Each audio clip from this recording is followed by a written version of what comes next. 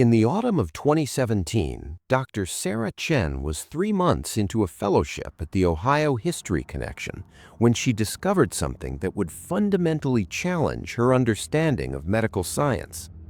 Dr. Chen had been assigned to digitize deteriorating medical records from the state's oldest hospitals and private physician collections, documents dating back to the early 19th century that were crumbling to dust in forgotten storage rooms across Ohio.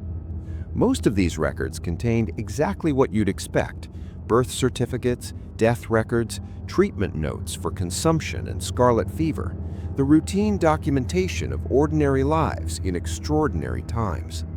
But on October 15, 2017, while processing a collection acquired from the estate of a retired physician in Delaware County, Dr. Chen opened a leather document case that had been sealed with wax for over 130 years. Inside, she found 47 death certificates. Each one bore the official seal of Cedar Mills Township, a small community that no longer exists on any modern map. Each certificate documented the death of a resident of that community between the years 1867 and 1872. And each certificate contained the same handwritten notation in the margin, a notation that made Dr. Chen's blood run cold.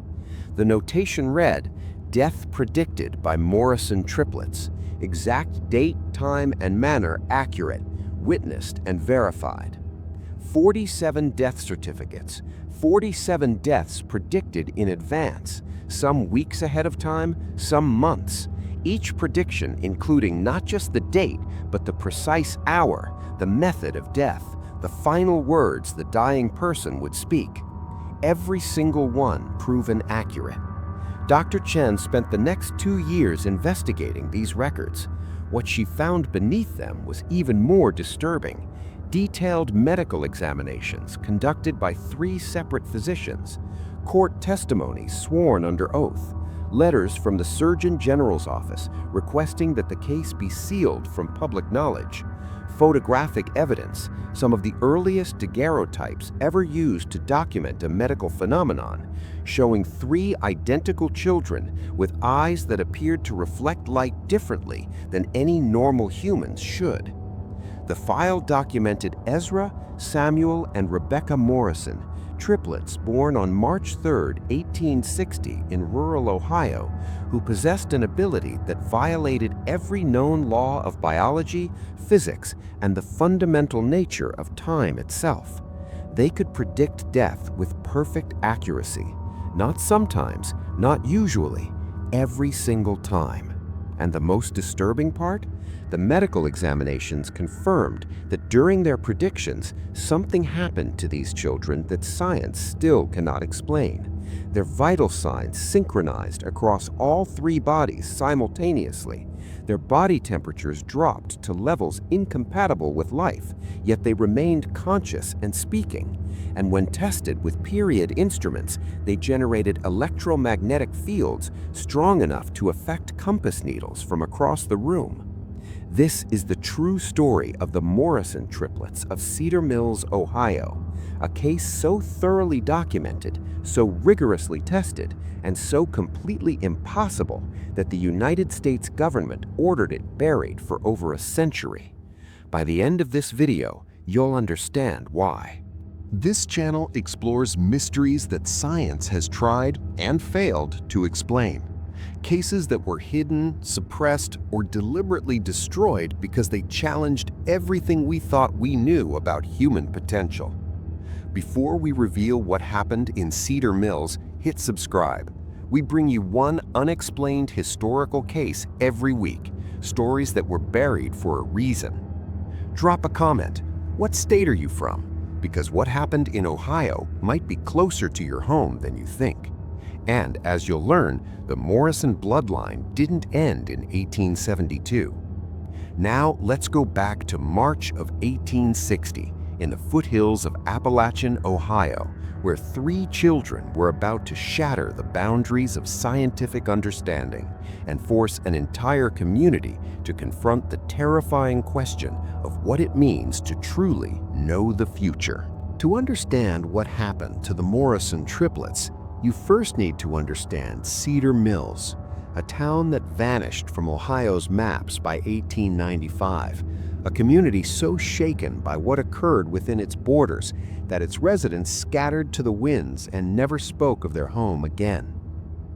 Cedar Mills was established in 1823 by four founding families: the Morrisons, the Harpers, the Caldwells, and the Whitfields. They had traveled together from Virginia, seeking fertile land in Ohio's Appalachian foothills. What they found was a valley sheltered by low mountains, bisected by Cedar Creek, with soil dark enough to grow anything and timber thick enough to build everything. By 1860, Cedar Mills had grown to a population of 412 souls. It had a general store, a blacksmith, a one-room schoolhouse, and two churches, one Methodist, one Presbyterian, whose congregations engaged in the sort of friendly theological rivalry common to small American communities of the era. It had a grist mill powered by Cedar Creek, which gave the town both its name and its modest prosperity. And it had Dr. William Aldrich. Dr. Aldrich would become the primary documenter of the Morrison case, and understanding him is essential to understanding why this case is so thoroughly verified.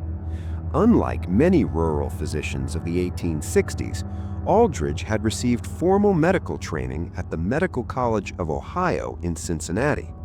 He had served as a field surgeon during the first 2 years of the Civil War before a shrapnel wound to his left leg forced his discharge. He returned to Cedar Mills in 1863, the only university-trained physician within 40 miles. Dr. Aldrich was, by every account, a rigorous skeptic. His war journals, which survive in the Ohio History Connection archives, reveal a man deeply committed to empirical observation. He repeatedly criticized what he called the epidemic of spiritualist nonsense sweeping post-war America. He had no patience for seances, no tolerance for claims of supernatural phenomena, and no interest in anything that couldn't be measured, weighed, or examined under a microscope. This is the man who would spend 5 years documenting the Morrison triplets. This is the man who would write in his final case summary, "I have devoted my professional life to the rational explanation of human illness. I can find no rational explanation for what I have witnessed. I can only record what occurred and trust that future generations will understand what I cannot." But we're getting ahead of ourselves. Cedar Mills in 1860 was a community holding its breath. The election of Abraham Lincoln in November would trigger a national crisis, and Ohio, a border state with divided loyalties, felt the tension acutely. Many Cedar Mills residents had family in Virginia. Some still owned slaves, though the practice was dying out in the region. The Methodist and Presbyterian churches held different views on abolition, and for the first time in the town's history, the founding families found themselves on opposite sides of a fundamental moral question. Into this tension came an omen. On the night of March 2nd, 1860, a storm struck Cedar Mills like anything the oldest residents could remember. Lightning struck the Methodist church steeple, setting it ablaze. The temperature dropped 40 degrees in 2 hours. Hail the size of rifle balls shattered windows throughout the town. And strangest of all, multiple witnesses reported seeing what they described as columns of light rising from the hills surrounding the valley, pillars of luminescence that had no apparent source and cast no shadows. Modern meteorologists who have reviewed the historical weather data for that night suggest the storm may have been a rare combination of a severe thunderstorm and unusual electromagnetic activity, possibly related to solar flare activity that was documented by European observatories in early 1860. Whatever the cause, the storm was unprecedented. And it was during this storm, at approximately 3:47 in the morning of March 3, 1860, that Margaret Morrison gave birth to triplets. Thomas Morrison was 34 years old in 1860, the grandson of one of Cedar Mill's founding settlers. Unlike his farming neighbors, Thomas made his living as a circuit-riding Methodist preacher, traveling between small communities throughout eastern Ohio to deliver sermons and perform marriages and funerals. He was known as a thoughtful, educated man, one of the few in Cedar Mills who owned more than a dozen books, and as a gentle soul who preferred theological debate to hellfire preaching. His wife, Margaret, was 28 and had already endured more than most women of her era. She had been pregnant 5 times before the triplets. 3 of those pregnancies ended in miscarriage. 2 produced children, a boy named Isaiah, who lived 3 days, and a girl named Hope, who survived for 7 months before succumbing to what the records call winter fever. By 1859, Margaret Morrison had resigned herself to childlessness. When she discovered she was pregnant again in the summer of that year, she told no one except Thomas and Dr. Aldridge. She was terrified of another loss. She spent the pregnancy in relative seclusion, rarely leaving the Morrison homestead, praying constantly for the child she was certain would be her last chance at motherhood. Dr. Aldridge's prenatal notes, which survive in the recovered files, indicate that Margaret's pregnancy was troubled from the beginning.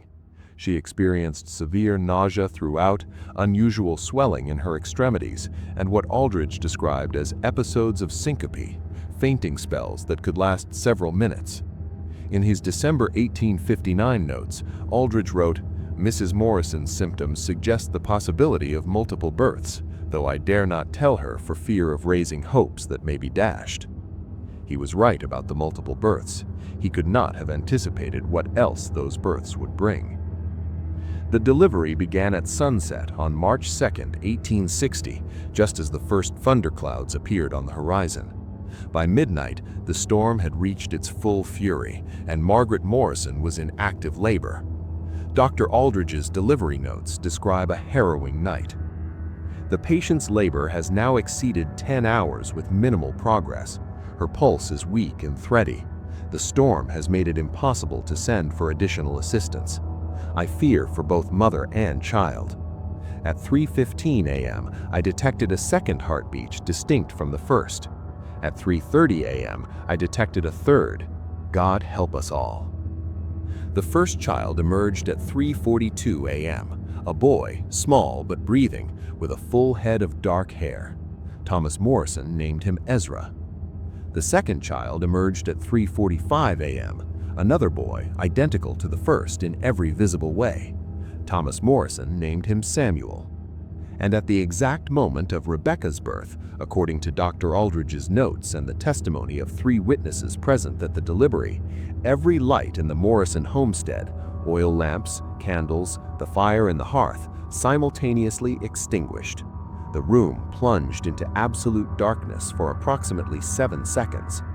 When the lights returned, reigniting without human intervention, all 3 infants were crying in perfect unison. The same note, the same rhythm, as if operated by a single set of lungs. Margaret Morrison survived the delivery, though she would never fully recover her strength.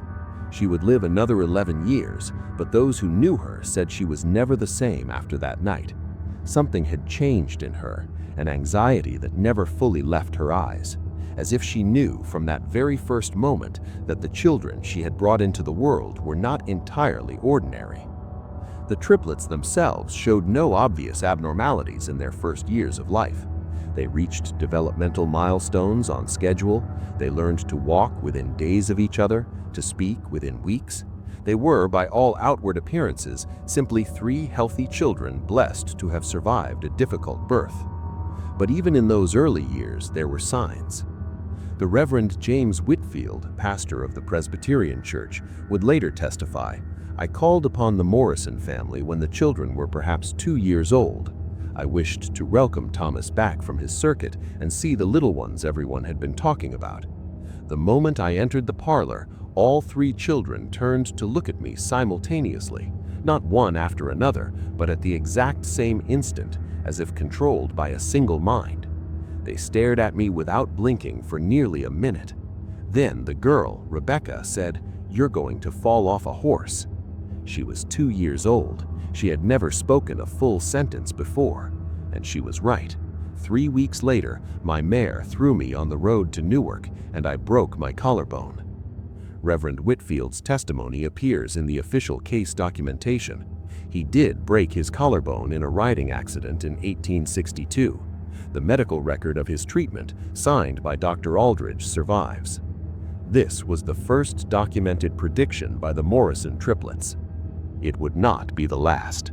By 1867, the Morrison triplets were 7 years old, and Cedar Mills had learned to live with its unusual residents. They were striking children, identical in ways that triplets rarely are. All three had the same dark hair, so black it seemed to absorb light. All three had the same pale skin, prone to freckling in summer. And all three had the same eyes, a blue so pale it appeared almost gray, with pupils that seemed, in certain light, to reflect illumination differently than normal human eyes should. Multiple witnesses described this phenomenon. Hannah Caldwell, the school teacher who taught the triplets from ages 5 to 7, wrote in her journal, "When the Morrison children sit near the window, their eyes catch the light strangely. It is as if there is a luminescence behind them, a glow that has no source. I have examined them closely and can find no physical difference from any other child's eyes. Yet the effect is unmistakable. It is as though something else is looking out through them." The triplets moved in unison. Not always, and not in every circumstance. They could act independently when they chose. But when they were thinking, when they were concentrating, when something had caught their attention, they synchronized. Their heads would turn at the same moment. Their hands would rise in the same gesture.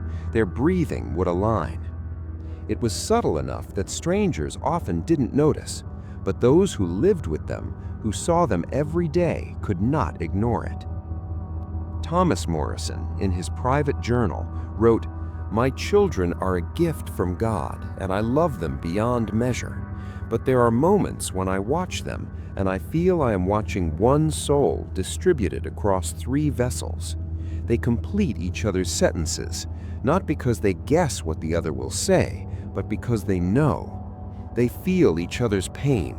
When Samuel cut his hand on a fence post last week, Ezra and Rebecca screamed before the blood even appeared, clutching their own unblemished palms." By 1867, the predictions had become impossible to ignore. The children did not predict constantly. Days or weeks might pass without incident, but when a prediction came, it came through all 3 of them simultaneously, and it was always the same. They would stop whatever they were doing. Their eyes would lose focus, staring at something no one else could see. Their breathing would slow until it was barely perceptible, and then they would speak. Sometimes one child, sometimes 2, sometimes all 3 in perfect unison, and they would describe a death. The first death prediction witnessed by multiple adults occurred on April 7, 1867. The triplets were in Hannah Caldwell's classroom, practicing their letters on slate boards. At approximately 2:15 in the afternoon, all 3 children stopped writing. Their chalk fell from their fingers at the same moment. They turned toward the window, faces blank, eyes unfocused. And then Rebecca spoke.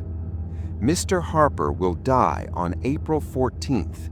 He will fall from the hayloft in his barn. It will happen at sunset. His neck will break. He will say, 'Tell Martha I'm sorry,' before he stops breathing."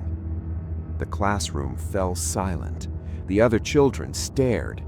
Hannah Caldwell would later testify that she felt a cold like I have never experienced, as if all the warmth had been sucked from the room. Ezra and Samuel had not spoken, but when Hannah looked at them, she saw their lips moving in perfect synchronization with Rebecca's words, forming the same sentences without producing sound.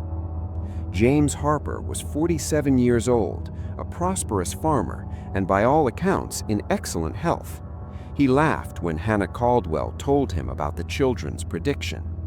He was careful in his barn, had never fallen from the hayloft in 30 years of farming.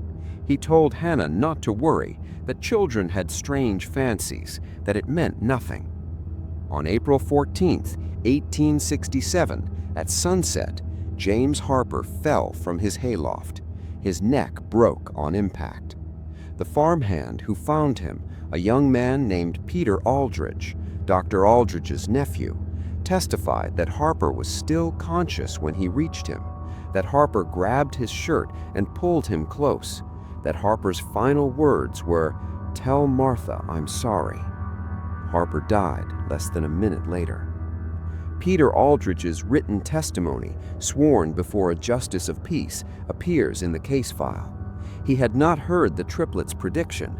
He had no way of knowing what words Harper would speak, yet the words matched exactly. This was the second documented prediction. The first had been the Reverend's fall years earlier, non-fatal, easily dismissed as coincidence. The second was death, and the second was precise in ways that could not be explained by chance. Over the following months, the predictions continued. Dr. William Aldridge began documenting the predictions formally in May of 1867, after the Harper death. He was deeply uncomfortable with what he was recording. His notes reveal a man struggling to reconcile his empirical worldview with phenomena he could not explain.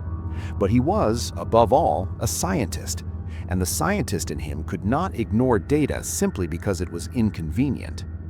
His documentation method was rigorous. When a prediction occurred, he would interview all witnesses separately and compare their accounts. He would record the exact words spoken.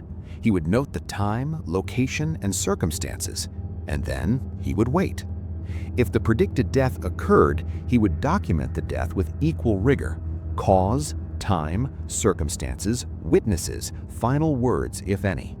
He would then compare the death to the prediction and note the degree of accuracy. Between May 1867 and August 1872, the Morrison triplets made 47 death predictions. 47 predictions, 47 deaths, 100% accuracy. Not a single prediction failed, not a single detail was wrong. The dates matched, the times matched, the causes matched. When final words were predicted, the final words matched, verbatim, without variation. The predictions varied in their lead time. Some came only hours before the death. Others came weeks or even months in advance. The longest documented lead time was the prediction of Abigail Whitfield's death, given on January 3, 1871, predicting a death that occurred on September 19th of the same year, more than 8 months later. The prediction specified that she would die of a fever that comes from bad water on a Monday in the afternoon, and that her last words would be, "I can see the river." Abigail Whitfield died on Monday, September 19, 1871, at 3:42 p.m. of typhoid fever traced to a contaminated well. Her daughter, who was present at her death, testified that her final words were, "I can see the river." Dr. Aldridge's notes on this case spanned 4 pages. They include interviews with 7 witnesses. They include a copy of the death certificate he himself signed, and they include a single sentence underlined twice: "I can no longer pretend this is coincidence. Something is happening that I do not understand." The children themselves seemed to have no control over the predictions. They came unbidden, often at inconvenient moments, during lessons, during meals, during church services. The triplets reported that the knowledge simply appeared in their minds, complete and undeniable, and that they felt compelled to speak it. When asked how they knew these things, they gave consistent answers across multiple interviews. Rebecca, age 8, in a formal interview with Dr. Aldridge: "It's like remembering something that hasn't happened yet, like when you remember yesterday, except it's tomorrow. I don't choose to see it, it just comes." Samuel, same interview: "We all see it at the same time, the same picture, the same knowing. If I close my eyes, I can see through Ezra's eyes instead. We're not three people, we're one person with three bodies, and the one person we are can see ahead. Ezra, same interview. It hurts when we see death. Not our bodies, our inside. We feel the dying, we feel them leave. We don't want to see it, but we can't not see. Dr. Aldridge noted that during this interview, all three children answered questions in rotation, as if taking turns speaking for a single consciousness. He noted that their breathing was synchronized throughout, identical rhythm, identical depth. He noted that when Ezra mentioned the pain of seeing death, all three children winced at the same moment. The community's reaction was divided. Some, particularly the Methodist congregation led by Thomas Morrison, interpreted the triplets as blessed. They saw the predictions as warnings, opportunities to prepare, chances to say goodbye. When the triplets predicted a death, these community members gathered around the dying person, offered comfort, made peace. Others, particularly the Presbyterian congregation led by Reverend Whitfield, were deeply disturbed. Whitfield himself had experienced the children's predictions, and he was frightened by them. He preached sermons about the danger of false prophets and spirits of divination. He never directly accused the Morrison children of demonic possession, but his implications were clear. As the death toll mounted, not caused by the children, but announced by them, the community fractured. By 1868, the Morrison triplets had predicted 19 deaths. By 1869, the count had risen to 31. With each prediction, Dr. Aldridge's documentation grew more detailed, his confusion more profound. He began conducting experiments. The first experiment was simple: separation. If the children were somehow communicating through normal means, subtle signals, coded language, rehearsed performances, separating them should disrupt their synchronization. In June of 1868, Dr. Aldridge arranged for each child to be housed in a different location for a period of 1 week. Ezra stayed with the Caldwell family, a mile east of town. Samuel stayed with the Harpers, the widow of James Harper, who bore the children no ill will. Rebecca stayed at the Morrison homestead with her parents. The results were troubling. On the third day of separation, all three children experienced what Dr. Aldridge termed a simultaneous episode.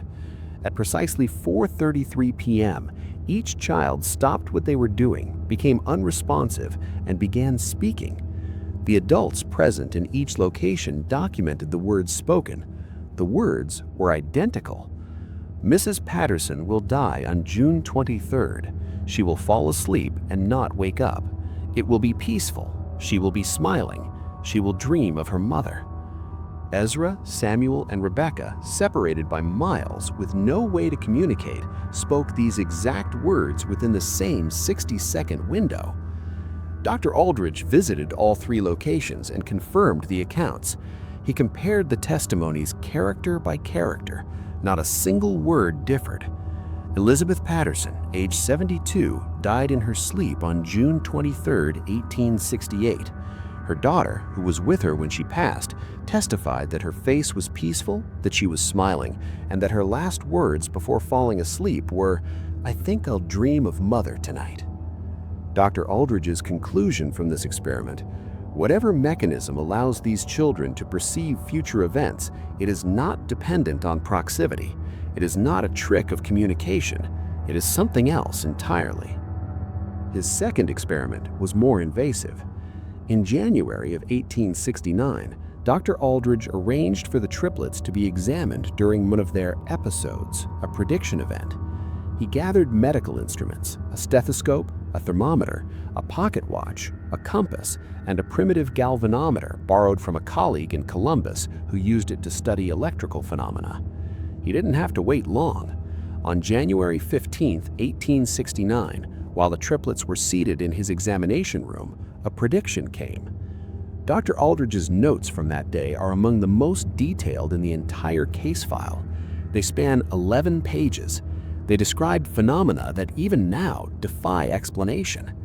When the episode began, all three children's pulses dropped simultaneously, from approximately 80 beats per minute to 41 beats per minute.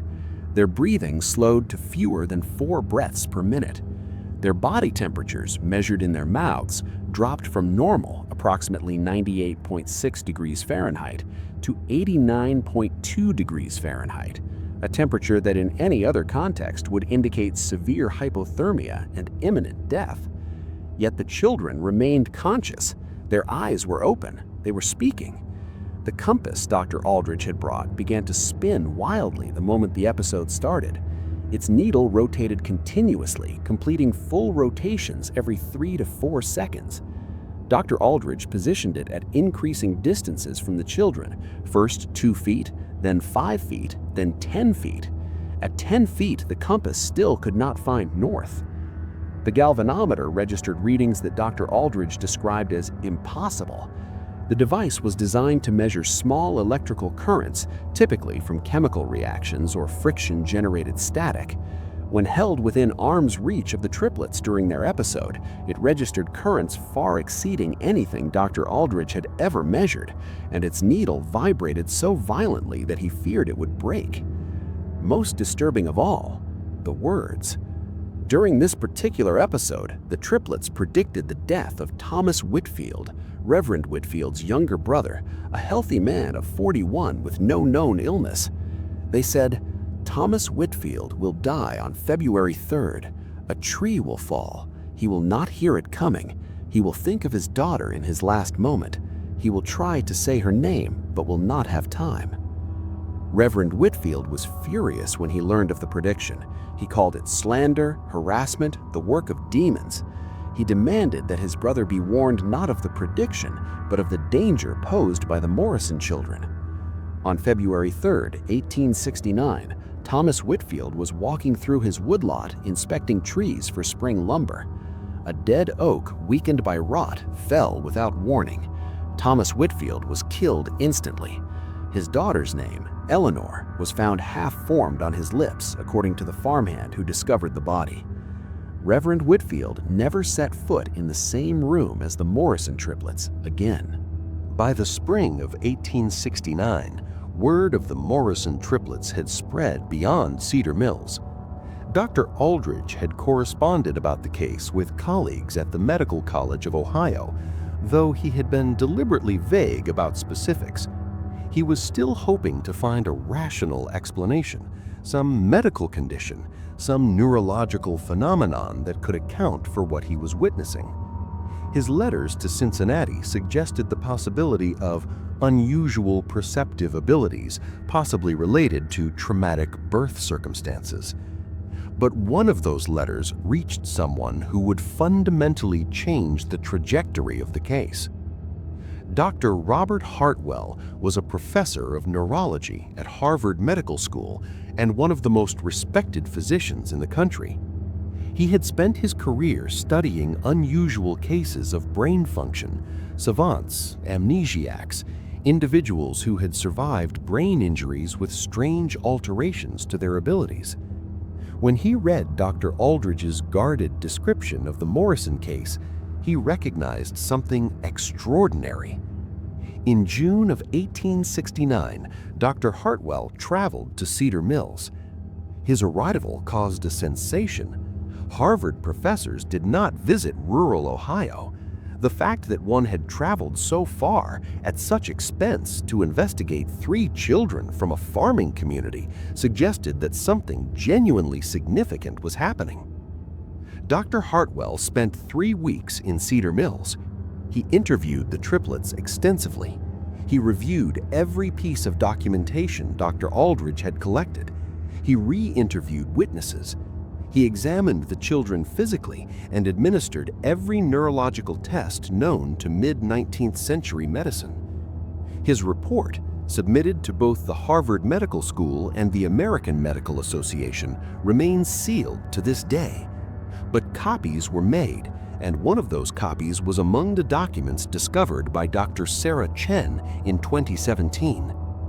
The report is remarkable. Dr. Hartwell confirmed the accuracy of the predictions. He was present for 2 of them during his 3-week visit, and both came true exactly as stated. He documented the physiological changes that occurred during episodes, the slowed pulse, the reduced temperature, the electromagnetic effects. But he also documented something Dr. Aldridge had not yet discovered.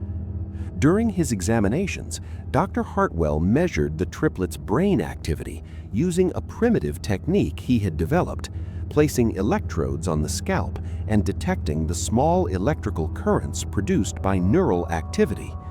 This was cutting-edge science in 1869, barely understood, rarely practiced. What he found was unprecedented. When the triplets were separated, placed in different rooms, out of sight and earshot of each other, their brain activity was normal and distinct. Each child showed individual patterns of neural electricity. But when they were brought into the same room and asked to concentrate on each other, their patterns synchronized. Within minutes, the three children were producing identical brain activity, the same rhythms, the same spikes, the same patterns, as if their three brains were operating as a single organ. Dr. Hartwell's conclusion was, these children represent something unprecedented in medical science. Their consciousness appears to be, in some fundamental way, unified, distributed across three bodies, but arising from what can only be described as a single mind. Furthermore, this unified consciousness appears to have access to information that cannot be explained by any known sensory mechanism. Whether this represents an undiscovered form of human perception, an anomaly of neural development, or something else entirely, I cannot say. I can only report what I have observed, and what I have observed is impossible. The Harvard professor returned to Massachusetts with more questions than answers, but he also returned with recommendations. One of those recommendations was that the case be brought to the attention of federal authorities. In the summer of 1870, the Morrison triplets were 10 years old. They had predicted 38 deaths. They had been examined by two of the most respected physicians in the country. Their existence had been documented in sealed medical reports, now housed in two of America's most prestigious institutions. And they were about to face the greatest test of their abilities, a test that would save dozens of lives, destroy their community, and ultimately determine their fate. The prediction came on August 15, 1870. The triplets were attending Sunday service at the Methodist Church, one of the few places where they were still welcomed without reservation. Their father was preaching. Their mother sat in the front pew, as she always did, keeping close watch over her unusual children. At approximately 11:30 in the morning, in the middle of Thomas Morrison's sermon, all three children stood up. The congregation fell silent. Everyone in Cedar Mills knew what it meant when the triplets moved in unison. Everyone had heard the stories, even if they didn't believe them. The air in the church seemed to thicken. And then the children spoke. Not one at a time, not in sequence, all three together, their voices blending into a single harmonic sound that witnesses described as inhuman and beautiful and terrifying all at once. "The mine will collapse," they said, "October 3rd, 1870, at 2:22 in the afternoon. Tunnel 7 will fall first, then Tunnel 4, then the main shaft. The fire will start in Tunnel 7. 43 men will be inside. If you do nothing, 39 will die. We can see their faces. We can hear their screams. The ones near the entrance of Tunnel 4 will survive if they run when the first rumble comes. The others will not have time. Unless you listen, unless you believe. Close the mine on October 3rd. Send no one below ground. Then no one will die." The children sat down as suddenly as they had risen. Their eyes cleared. They looked around the church as if awakening from a dream. For a moment, no one spoke. Then pandemonium erupted. You must understand, Cedar Mills had no coal mine. The closest mining operation was the Ashford Coal Company, located 7 miles to the north in a community called Ashford Crossing. The triplets had never visited the mine. They had no connection to it. They had no way of knowing its layout, its tunnel numbering system, its operations. And yet, their prediction was specific.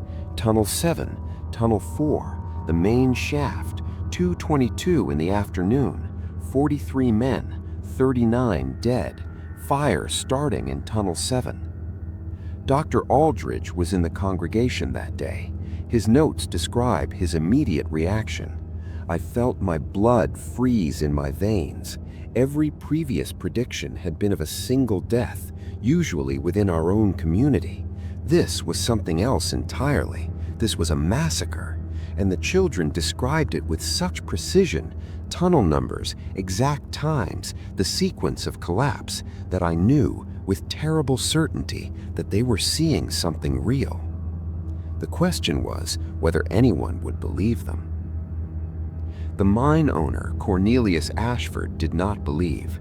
When a delegation from Cedar Mills arrived at his home that evening to convey the warning, he laughed in their faces. He called them superstitious fools. He threatened to have them arrested for attempting to disrupt his operation. He told them that his mind had been inspected, that his safety measures were sound, and the predictions of 3 children from a neighboring town meant nothing to him. The delegation returned to Cedar Mills with nothing to show for their efforts. For the next 7 weeks, the community agonized. Some, those who had witnessed the previous predictions, who had seen their accuracy time and time again, believed the children absolutely. They urged more aggressive action. Letters were written to the governor's office, to the State Mining Commission, to newspapers in Columbus and Cincinnati. A few mining families in Ashford Crossing were warned privately and chose to keep their men home on October 3rd. Others, particularly those aligned with Reverend Whitfield, saw the prediction as proof that the triplets were dangerous, that their predictions were self-fulfilling curses, that by spreading fear they would cause the very disasters they claimed to foresee.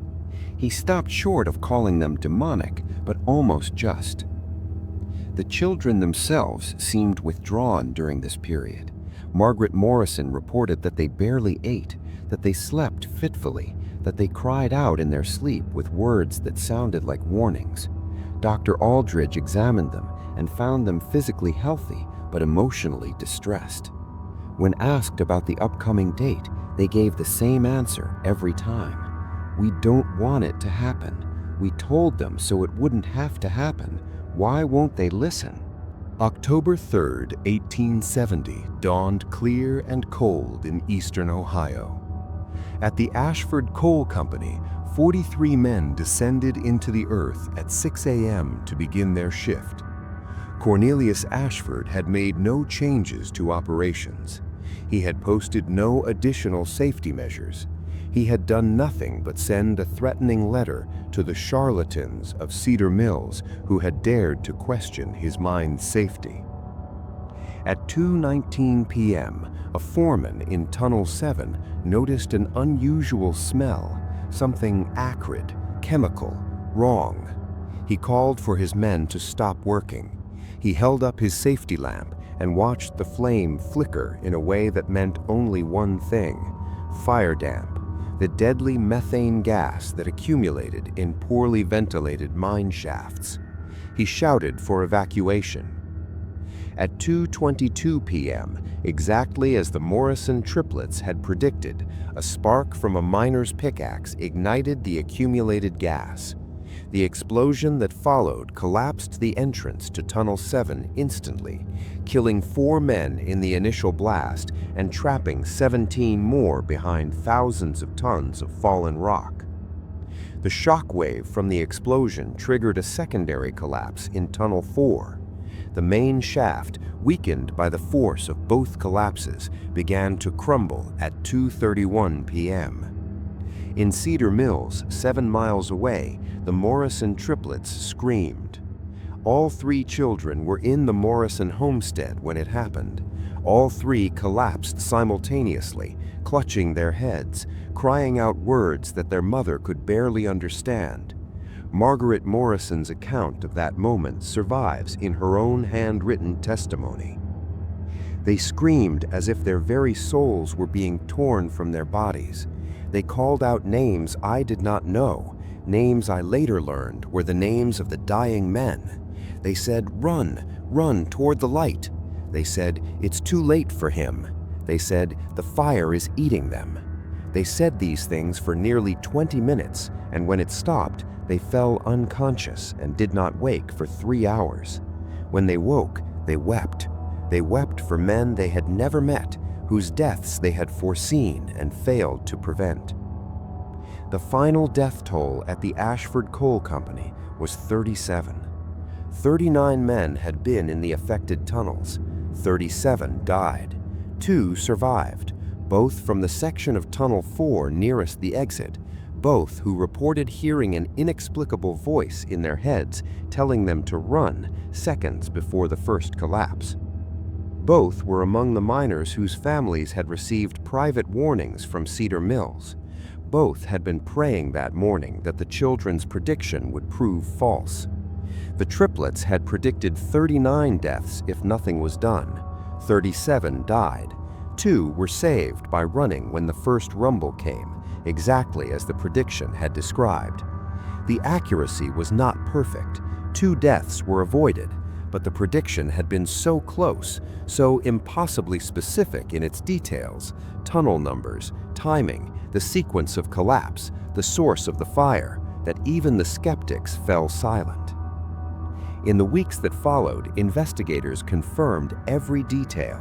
The fire had indeed started in Tunnel 7 from fire damp ignition. Tunnel 7 had collapsed first, followed by Tunnel 4, followed by the main shaft. The explosion had occurred at 2:22 p.m., confirmed by a pocket watch found on one of the victims, its crystal cracked and its hands frozen at that exact time. 43 men had been inside, 37 had died. The 4 who survived had been in sections of the mine that the triplets had identified as survivable if the warnings were heeded. Cornelius Ashford was ruined. His mine was closed. He faced lawsuits from the families of the dead. He never recovered his fortune or his reputation. In 1873, he died by his own hand, leaving a note that said only, "I should have listened. God forgive me." But the Morrison triplets' vindication came at a terrible cost. The Ashford mine disaster drew national attention to the Morrison triplets. Newspapers from New York to San Francisco published accounts of the prediction and its fulfillment. Most framed it as a curiosity, a strange tale from rural Ohio that couldn't possibly be true. But some took it seriously, and some of those who took it seriously had power. In December of 1870, 2 men arrived in Cedar Mills. They did not identify themselves as government officials, not at first. They presented themselves as physicians from Washington, D.C., interested in studying unusual cases of mental sensitivity. They offered to pay Thomas Morrison handsomely for the privilege of examining his children. They spoke in calm, measured tones. They seemed entirely benevolent. Dr. Aldridge was suspicious from the beginning. His notes record his discomfort. These men asked too many questions about the children's abilities and too few about their health. They seemed less interested in understanding the phenomenon than in measuring its extent. I do not trust their intentions. Thomas Morrison, however, was exhausted. His family had been living under siege for months. Half the community regarding his children as blessed prophets, the other half as dangerous abominations. The attention from the mine disaster had made daily life nearly impossible. He hoped that a proper scientific investigation might settle the question once and for all. He agreed to the examination. The physicians, who would eventually be identified as Dr. Charles Warren and Dr. Frederick Mills, both attached to the United States Army Medical Corps, conducted their tests over a 3-week period in January 1871. Their methods were more rigorous than anything the triplets had previously experienced. They separated the children not just into different rooms, but into different buildings, one at the Morrison homestead, one at Dr. Aldridge's office, one at the schoolhouse. They placed guards at each location to prevent any possibility of communication. They gave each child identical tests at identical times and compared the results. When asked to describe what their siblings were experiencing, the triplets proved perfectly accurate. They described the rooms their siblings were in, the objects placed before them, the questions being asked. They did this consistently, without error, across dozens of trials.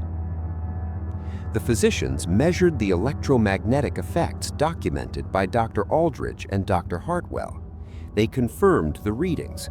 They measured even stronger effects when all three children were brought into the same room and asked to concentrate on a single subject. And they witnessed three predictions. The first was minor. A barn fire at the Caldwell farm, predicted 4 days in advance, occurring exactly as described. The second was more significant. The death of an elderly woman in Ashford Crossing, predicted 8 days in advance, with details including her final words and the expression on her face. The third was the death of Dr. Warren himself. On January 31, 1871, the triplets predicted that Dr. Charles Warren would die on March 15, 1871, in Washington, D.C. They said he would be struck by a carriage at the corner of 14th Street and Pennsylvania Avenue at 10:17 in the morning. They said his last thought would be of his mother. They said he would not feel any pain. Dr. Warren was deeply unsettled by this prediction. He recorded it in his official notes, then attempted to pretend it had not occurred. He concluded his examination and returned to Washington with Dr. Mills on February 5, 1871. 6 weeks later, on March 15, 1871, Dr. Charles Warren was struck by a carriage at the corner of 14th Street and Pennsylvania Avenue. According to police records obtained decades later, the accident occurred at approximately 10:15 a.m., within 2 minutes of the predicted time. Warren died of his injuries that evening without regaining consciousness. The prediction had followed him across 600 miles. Dr. Mills' final report on the Morrison triplets was submitted to the Surgeon General's office in April of 1871. That report, classified immediately upon receipt, recommended that the children be removed from public interaction and placed under controlled observation for the purposes of national security. The recommendation was not implemented, but only because the Morrison family had already disappeared. Among the documents recovered by Dr. Sarah Chen in 1917 was a letter from the Office of the Surgeon General of the United States dated May 3, 1871. The letter was addressed to Dr. William Aldridge. It read, "Dear Dr. Aldridge, the case of the Morrison children has been reviewed at the highest levels of this office. The documentation you and your colleagues have provided is thorough and deeply troubling.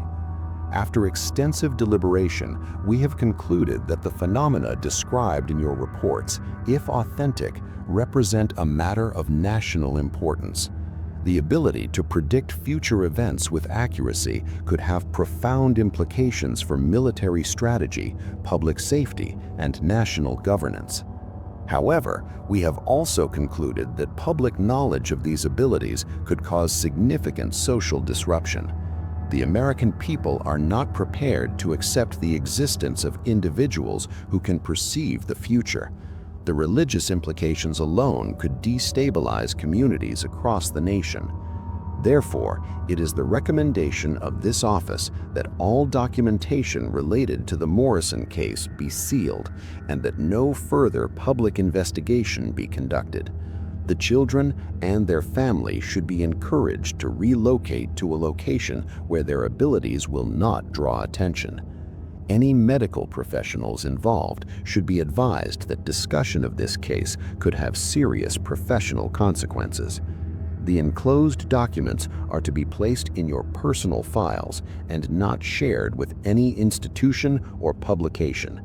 This letter itself should be destroyed after reading. Yours respectfully. Signature illegible. Office of the Surgeon General.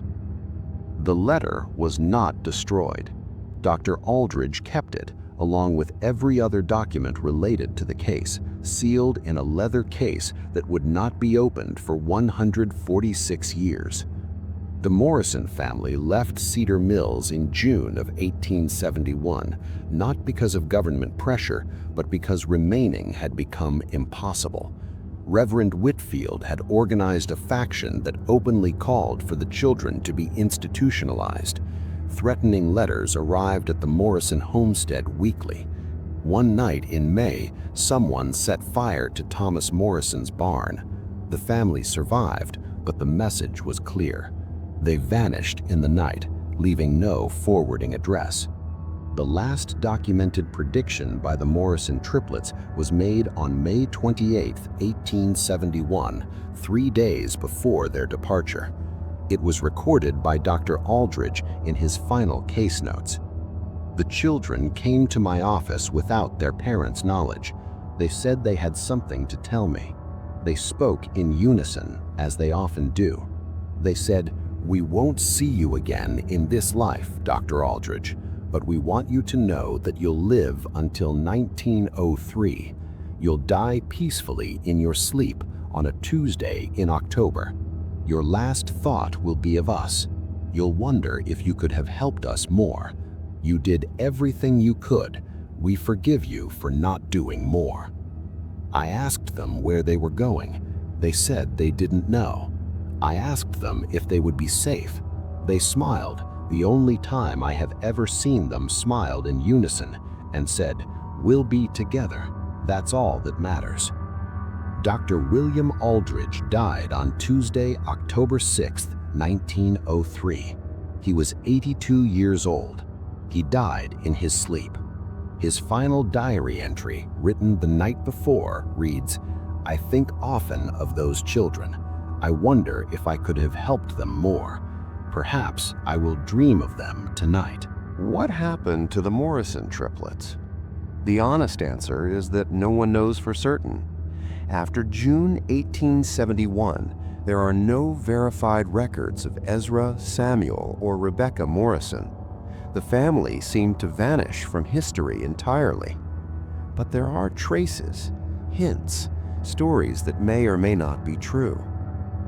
In 1874, a newspaper in Kansas reported an unusual incident involving 3 children, identical triplets, approximately 14 years old, who warned a farmer that his well was poisoned. The farmer ignored the warning. His entire family died of arsenic contamination within the month. The children were described as having pale eyes that seemed to look through you and speaking as if with one voice. In 1882, a physician in San Francisco wrote a letter to a colleague describing 3 young adults he had treated for exhaustion, triplets, approximately 22 years old, who claimed to suffer from knowing too much about death. He noted that they seemed to share thoughts, and that when he examined one, the others reported feeling the examination. The letter was found in a private collection and authenticated in 2019. In 1891, a woman identifying herself as Rebecca Morrison checked into a sanitarium in Vermont. Her intake documents describe a patient suffering from nervous exhaustion and disturbing visions of death. She was 29 years old. She checked out 3 weeks later, accompanied by 2 gentlemen claiming to be her brothers. The staff noted that the 3 of them moved identically. And then, nothing. After 1891, the trail goes completely cold. No birth records for any of the children of the triplets have ever been found. No death certificates for any of them have ever surfaced. They simply vanish. There are theories, of course. Some researchers believe the triplets died young, their abilities either burning them out or attracting the wrong kind of attention. The stress of constant death visions, the electromagnetic anomalies, the synchronized consciousness, these were not normal biological processes. Perhaps their bodies simply could not sustain them. Others believe they lived long lives under assumed names, carefully hiding their abilities, passing themselves off as ordinary people. If they had learned to control when they spoke their predictions, if they had learned to stay silent, they could have lived undetected indefinitely. A third theory, more speculative, suggests that the triplets may have passed their abilities to descendants, that somewhere in America there are people who carry the Morrison bloodline and the Morrison gift. This theory is supported by a handful of historical cases documented between 1900 and 1950 that share certain characteristics with the Morrison phenomena: synchronized twins, accurate death predictions, electromagnetic sensitivity. None of these cases are as well documented as the original Morrison case, but the patterns are suggestive. What happened to Cedar Mills is better documented. By 1880, the town's population had fallen to fewer than 100 residents. By 1990, it was functionally abandoned. The Methodist Church burned down in 1887. The mill fell into disrepair and was never rebuilt. The founding family scattered, some to other parts of Ohio, some to other states entirely. Today, there is nothing left of Cedar Mills but a handful of crumbling foundations in the woods. The valley was absorbed into a state park in the 1920s.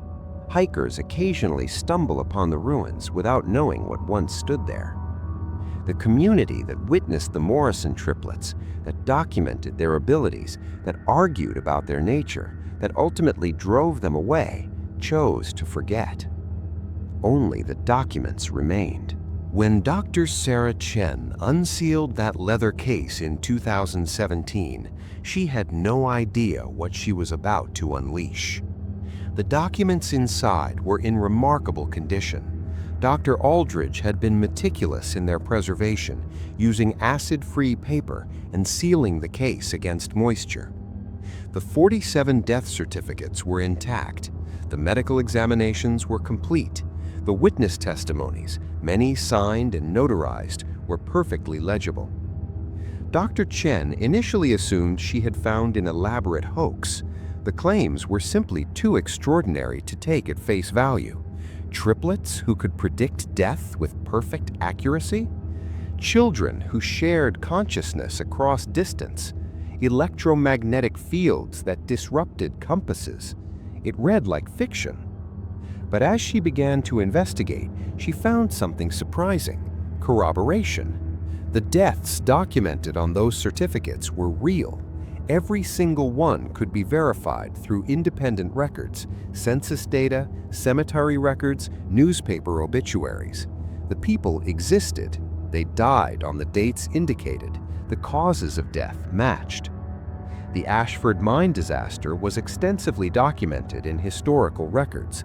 The date, the death toll, the sequence of events all matched the prediction recorded in Dr. Aldridge's notes.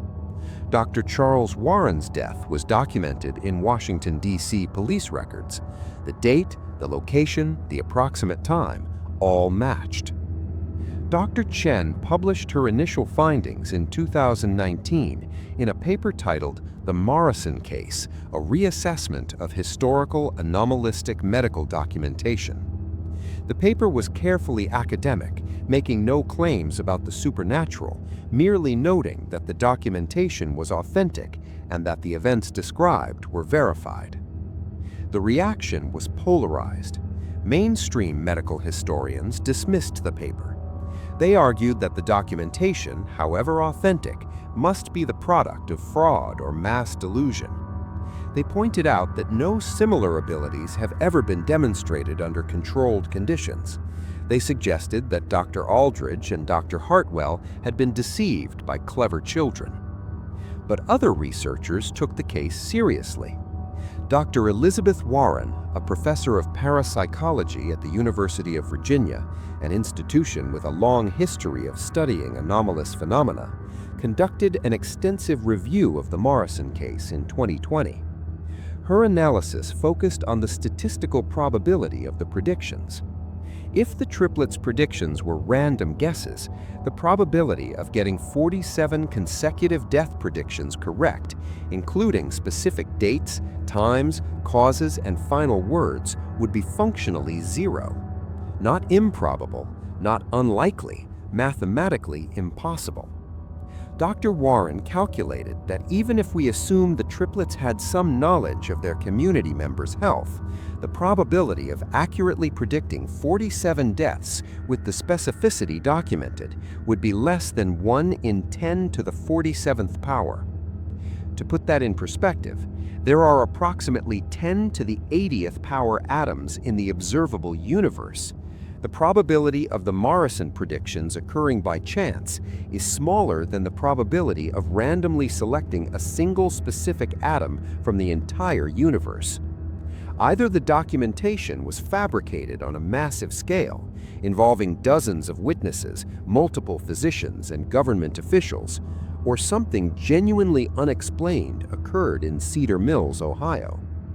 Modern theoretical frameworks have attempted to explain the Morrison phenomena.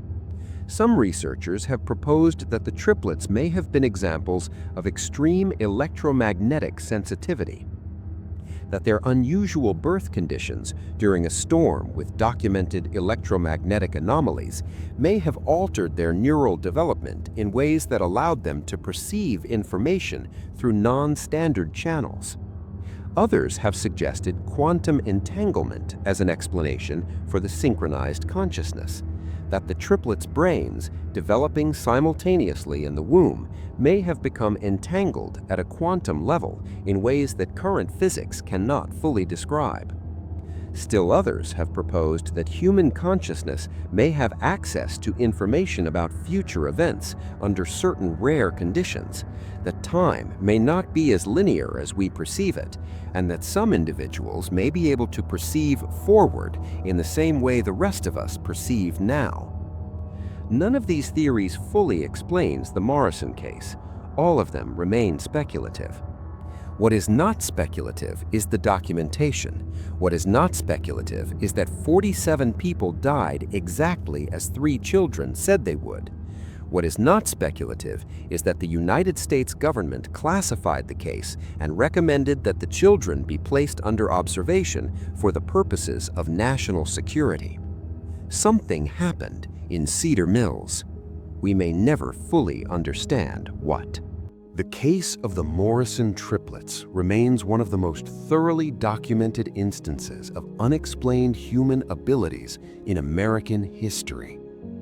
Unlike most claims of supernatural phenomena, this case has 47 death predictions, all verified through independent records, detailed medical examinations by 3 separate physicians, including a Harvard professor, court testimony sworn under oath, physical evidence documented with period-appropriate instruments, government correspondence acknowledging the reality of the phenomena, a documented accuracy rate of 100% across a span of 5 years, and no evidence of fraud ever discovered despite extensive investigation.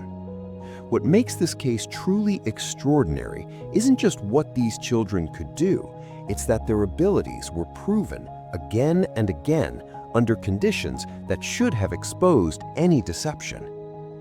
Dr. Aldridge was a skeptic. He spent years trying to find a rational explanation. He found none. Dr. Hartwell was a Harvard neurologist, one of the most respected physicians of his era. He examined the children personally and witnessed their predictions come true. He could not explain what he saw.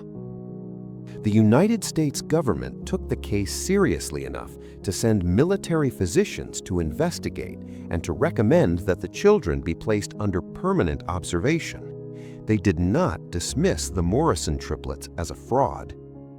And the predictions themselves, specific dates, specific times, specific causes, specific final words, proved accurate 47 times without a single failure. So we're left with a question that science still cannot answer. What were the Morrison triplets? Were they an evolutionary anomaly, a mutation that allowed them to perceive time differently than the rest of humanity? Did their unusual birth circumstances during a storm of unprecedented electromagnetic intensity alter their neural development in ways we still don't understand? Did they access some form of collective consciousness, some universal repository of information about future events? Did their shared mind, distributed across 3 bodies, grant them access to perceptions denied to individuals? Or was it something else entirely, something beyond the boundaries of science, something that challenges our fundamental understanding of consciousness, time, and reality? The evidence says their abilities were real. Science says that's impossible. Both cannot be true. Yet both are documented. And somewhere out there, in dusty archives, in family attics, in the genes of descendants who may not even know their heritage, the legacy of the Morrison triplets may still survive. The case was buried for 146 years. Now it's unsealed, and the questions it raises refuse to stay buried with it. What do you believe? Are you willing to accept that the boundaries of human consciousness might be far beyond what we currently understand?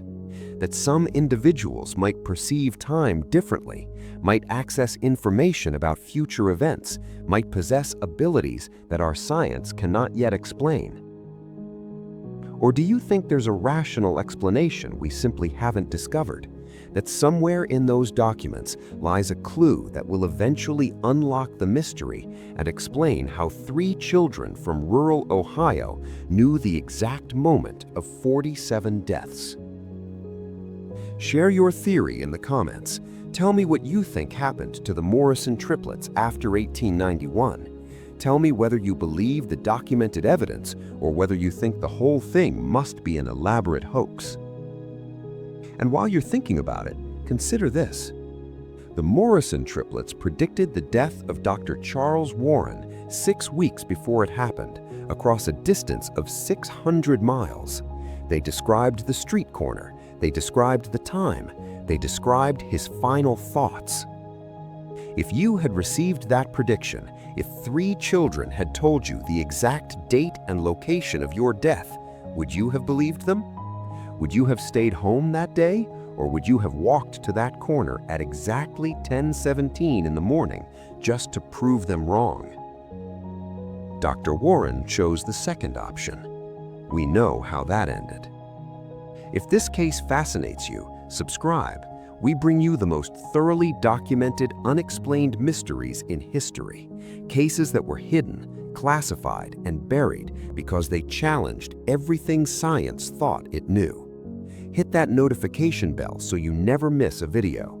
We release one deep investigation every week, and next week's case may be even more disturbing than this one. Until then, remember, some mysteries refuse simple answers. Some evidence points to conclusions we are not ready to accept, and sometimes the most rational response to the impossible is simply to document it, seal the file, and hope that future generations will understand what we cannot. The Morrison file was sealed for 146 years. Now it's open, and the questions it raises will haunt us for generations to come.